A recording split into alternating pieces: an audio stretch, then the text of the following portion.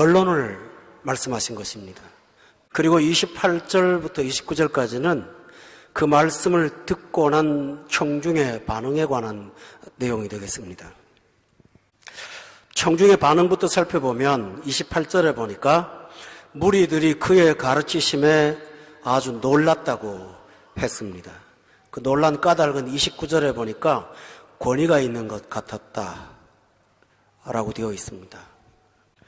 사람의 가르침과는 분명히 다른 어떤 권위가 그들이 느껴졌기 때문에 상당히 놀랐다라고 했습니다. 이 말은 지나가던 사람이 잘못한 사람한테 너 그러면 벌 받아 라는 말과 재판정에 사람을 세워놓고 당신은 10년형을 언도합니다. 그러면 지나가는 사람이 10년을 말하든 100년을 말하든 권위 있는 자가 아닙니다. 그러나 재판장이 말하면 그것은 법이 되기 때문에 권위가 있습니다. 예수님께서 이 말씀을 하시는 것은 예수님이 전달자일 뿐이 아니라 나중에 예수님이 심판주로 계실 때 이 말씀을 적용하실 겁니다. 그러니까 법을 제정하신 분이 법을 실행하실 겁니다. 그것을 느낀 이 사람들이 굉장히 놀랐다고 했습니다. 오늘 여러분도 이 말씀에 좀 놀람이 있기를 바랍니다. 또 하나 말씀을 드릴 것은 5장부터 7장까지 내용의 설교는 불신자가 한 명도 없는 예수 믿는 사람들이 들은 내용입니다. 여러분 성경 5장 1절을 찾아보세요. 5장 1절 바로 전에 4장 25절에 보면 수많은 무리가 따라왔지 예수님이 찾아가서 말씀하지 않았습니다. 5장 1절에 보니까 예수님이 무리를 보셔서 산에 올라가 앉으니까 제자들도 나왔다고 되어 있습니다. 여기 예수님이 찾아다니면서 예수 믿으라고 한 사람 하나도 없고 예수님 필요해서 찾아온 무리들을 놓고 말씀했습니다. 그러면 이 이야기는 100% 불신자들에게 한 말이 아니라 적어도 나는 신자예요 하고 하는 사람들한테 하신 설교의 내용입니다. 그런데 이 사람들이 놀랐습니다. 7장을 돌아가 보세요. 이 사람들 앞에 놓고 예수님께서 21절에 보니까 나더러 주여 주여 하는 자마다 천국에 들어갈 수가 없다라는 굉장히 충격적인 말씀을 하셨기 때문입니다. 그뿐만 아닙니다. 여기 몇 절인가 하면 19절에 보면 나무마다 찍혀 불에 던진다는 심판까지 말씀하시니까 불신자도 아니고 예수님의 말씀 듣고 은혜 받고 치료받기 위해서 자원해서 먼 길 찾아온 자원하는 사람들을 놓고 예수님이 이 말을 하니 이들이 큰 충격을 받고 놀랐던 것입니다. 그렇다면 여러분, 오늘 이 말씀의 내용은 우리에게도 그대로 적실하게 해당이 되는 말씀이라고 할 수가 있겠습니다. 예수님은 결론 부분을 말씀하시면서 오늘 중요한 내용을 말하는데 저는 말씀을 먼저 드리겠습니다. 5장의 1절부터 보면 예수님이 행복에 대한 말씀을 하셨어요. 그리고 세상에 나가서 소금도 되고 빛도 되어서 착한 행실을 갖고 하나님 영광을 드러내며 살라고도 말씀하셨어요.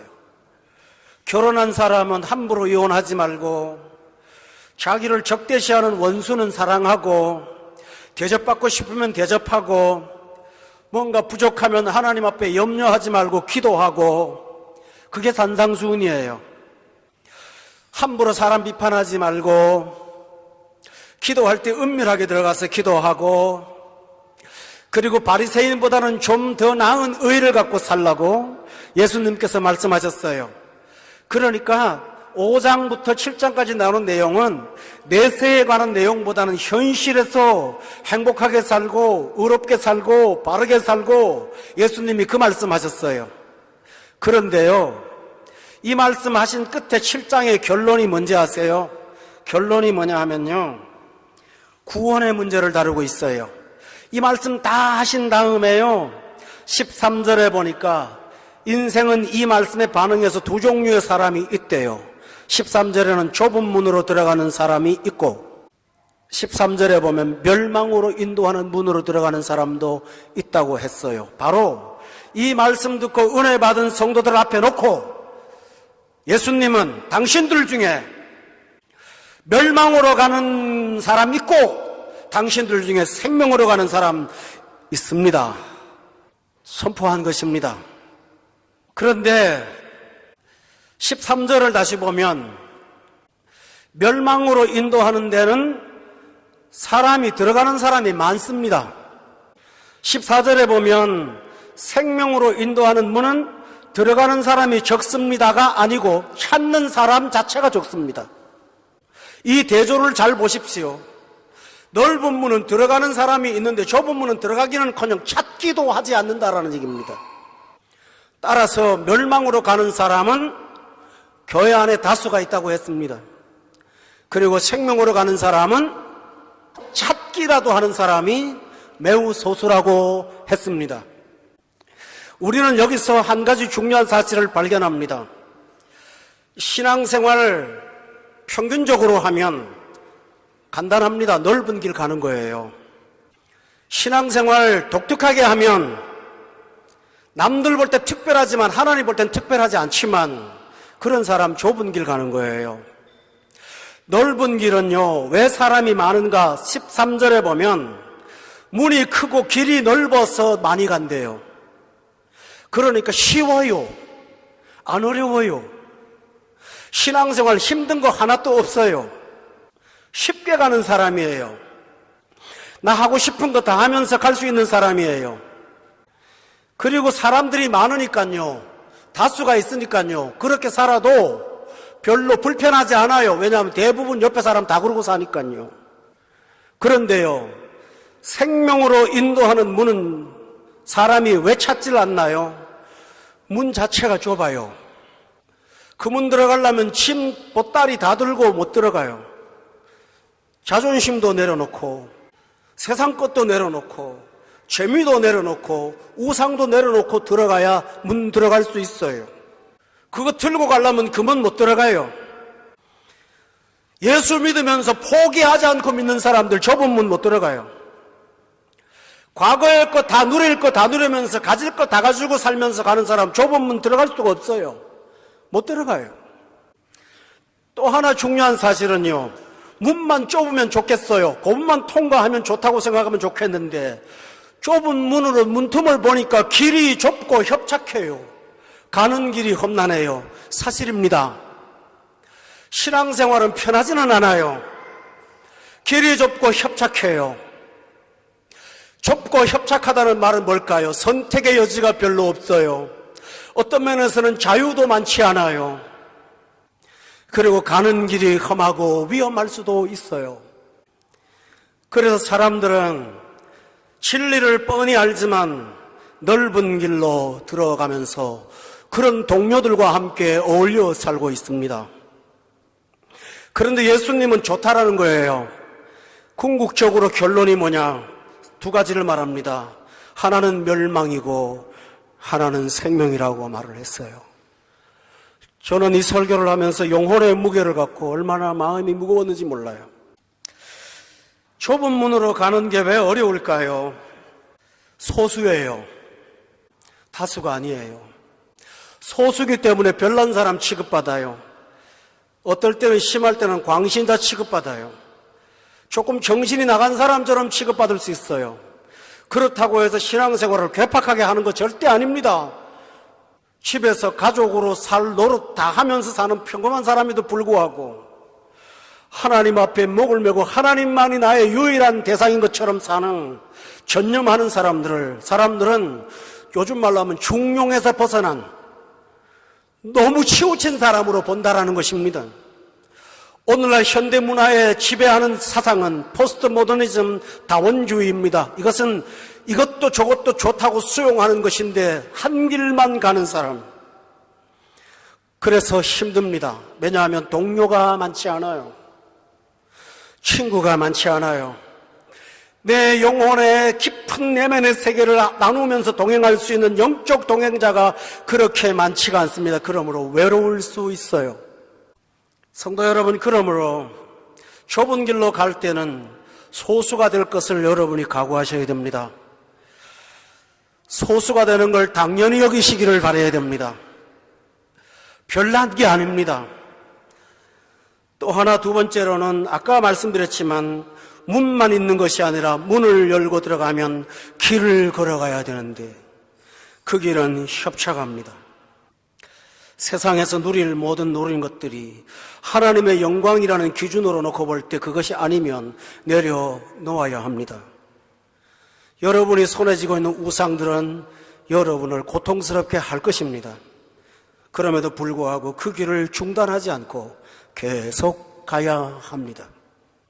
쉬지 말아야 됩니다.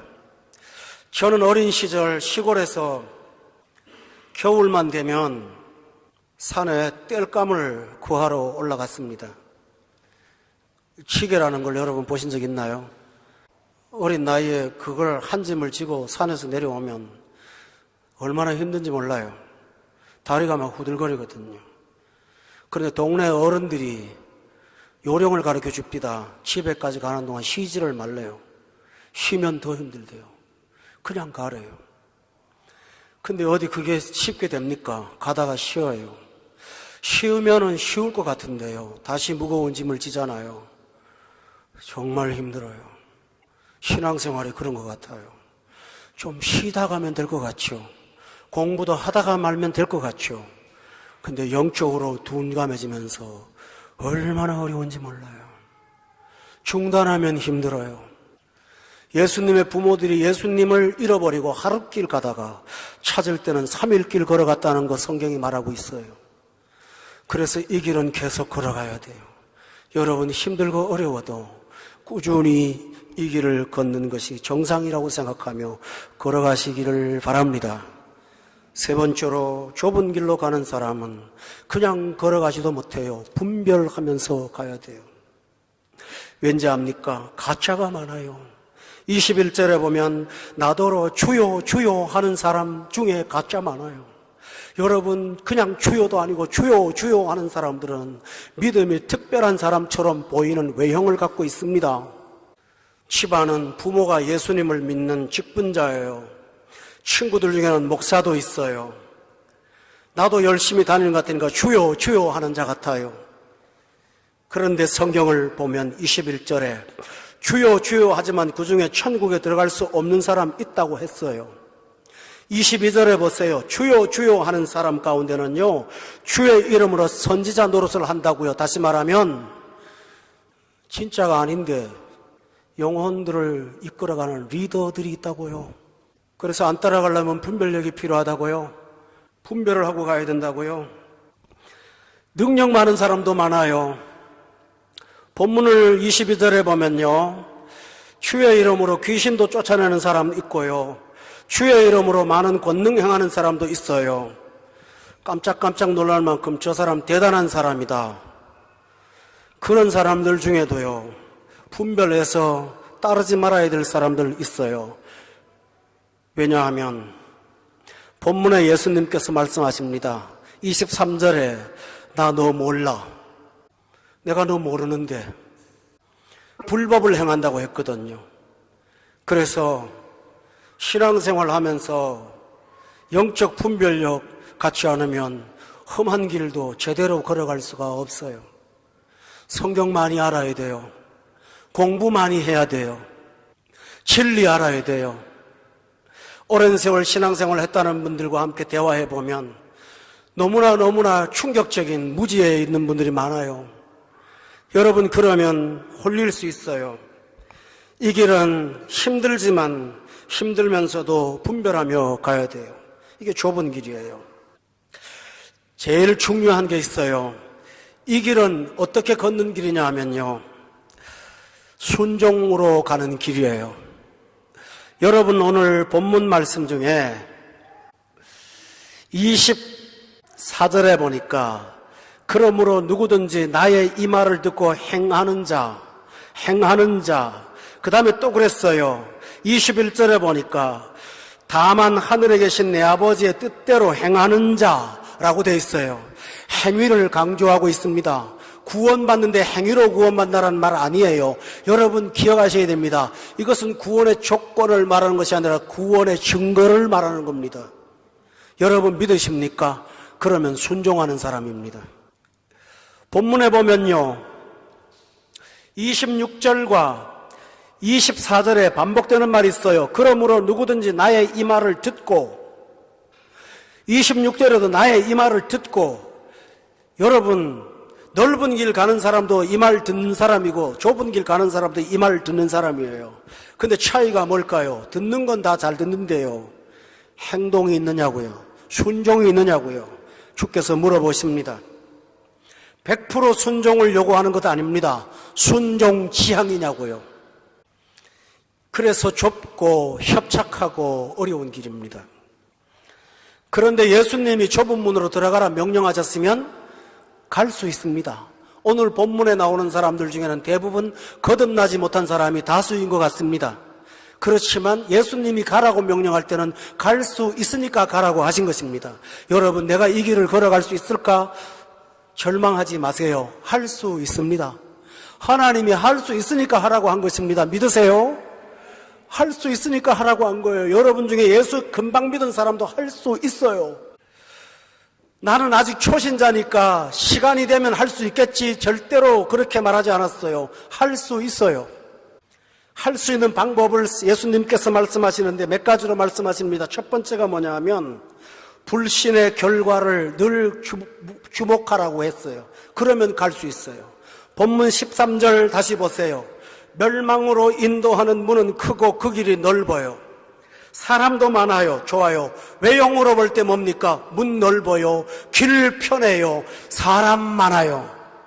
그러나 여러분은 과정보다도 결과를 주목하세요. 멸망이에요. 결과를 주목하세요. 성경 말씀은 결과를 보여줍니다. 오늘 본문에 뭐라고 했습니까? 20절에 보면요, 분별하는 것을 말하면서 그들의 열매로 그들을 안다고 말했어요. 다시 말하면 성경이 말하는 결과를 보시기 바랍니다. 여러분, 넓은 문, 넓은 길, 많은 사람, 육신의 눈으로 보입니다. 그러나 멸망은 육신의 눈으로 안 보입니다. 성경에 기록된 걸 믿는 걸로 보는 것입니다. 따라서 여러분이 결과를 주목하라는 것은 그렇게 사는 사람이 망하는 꼴을 보고 그렇게 하지 말라고 하는 것이 아니고, 성경의 결과와 그 결과를 믿음으로, 믿음의 눈을 뜨고 보라는 말입니다. 할렐루야.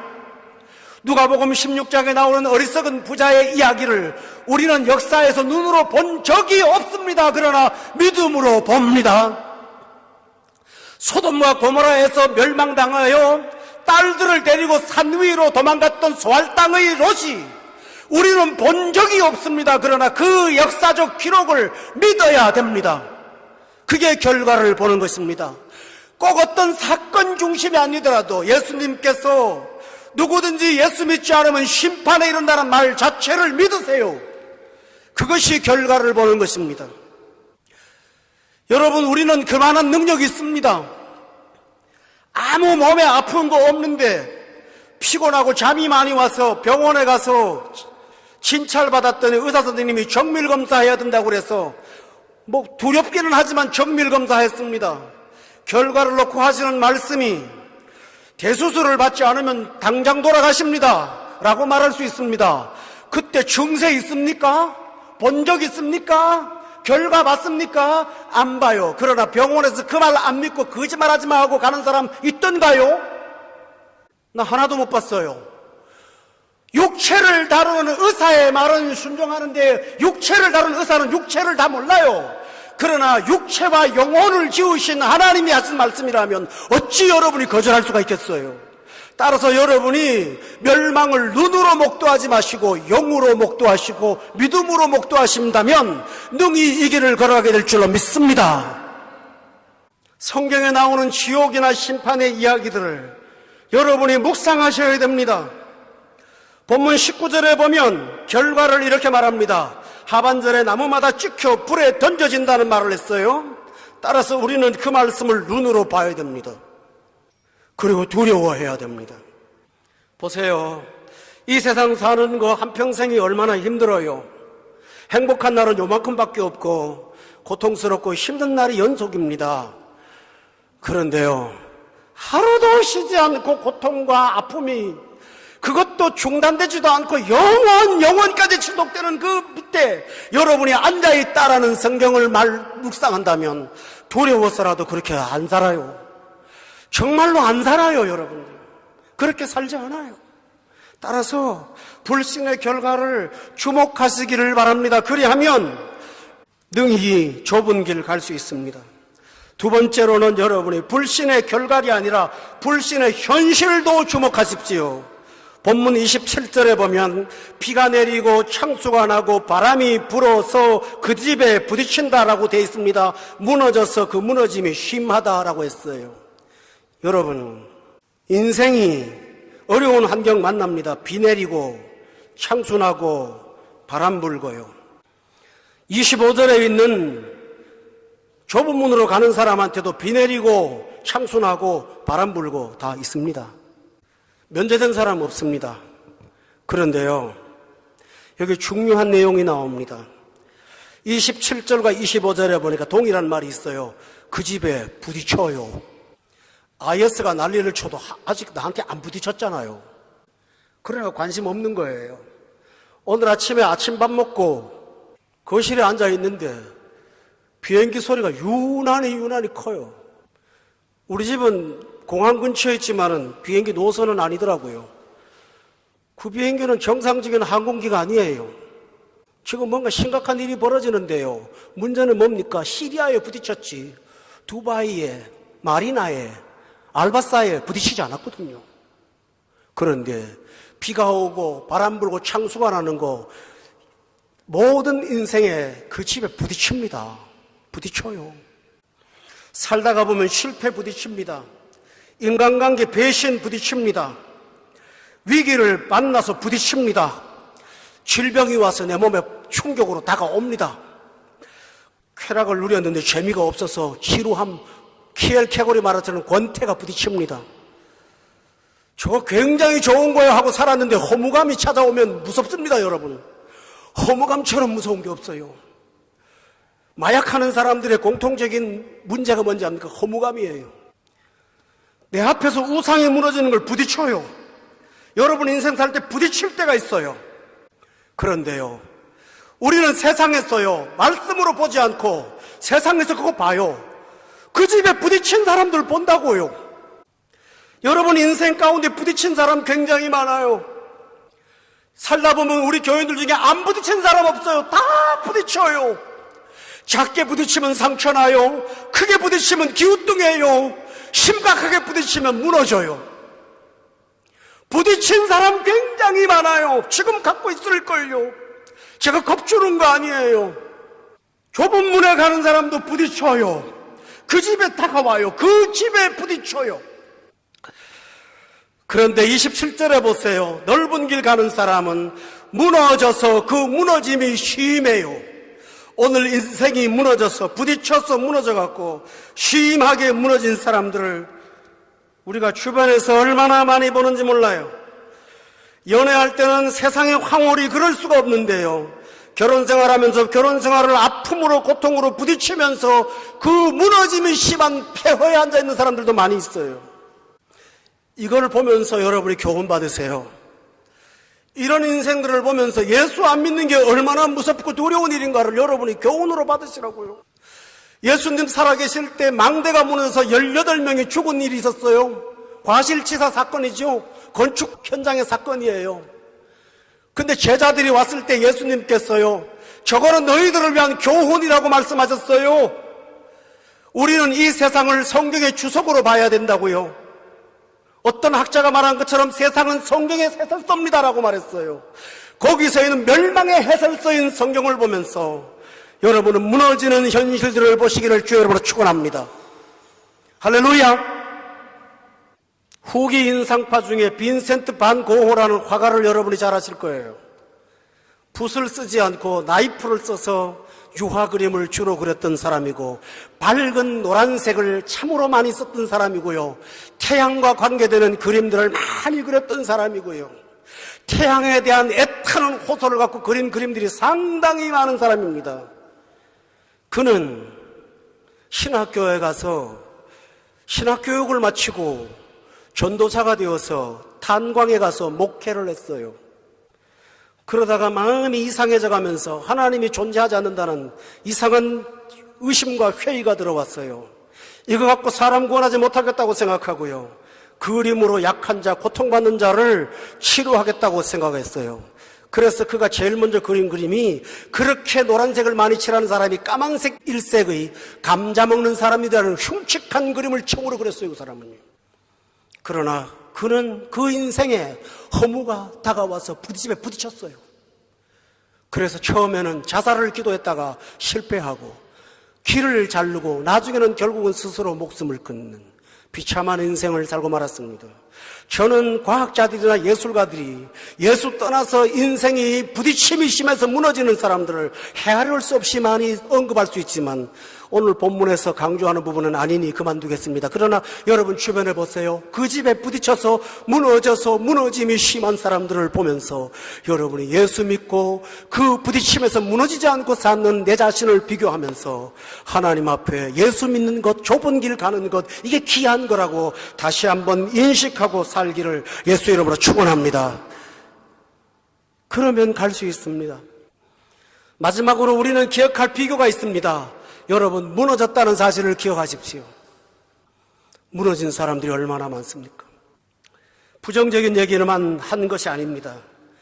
여러분이 그 부정적인 어두움을 보면서 우리가 밝은 길을 가기를 결심한다면 더 좋은 것 하나 있습니다. 그건 뭐냐 하면 여러분이 볼 수 있는 좋은 게 있습니다. 첫째로는 14절 말씀을 돌아가 보세요. 거기 보면 다 같이 한 목소리로 크게 읽도록 하겠습니다. 시작.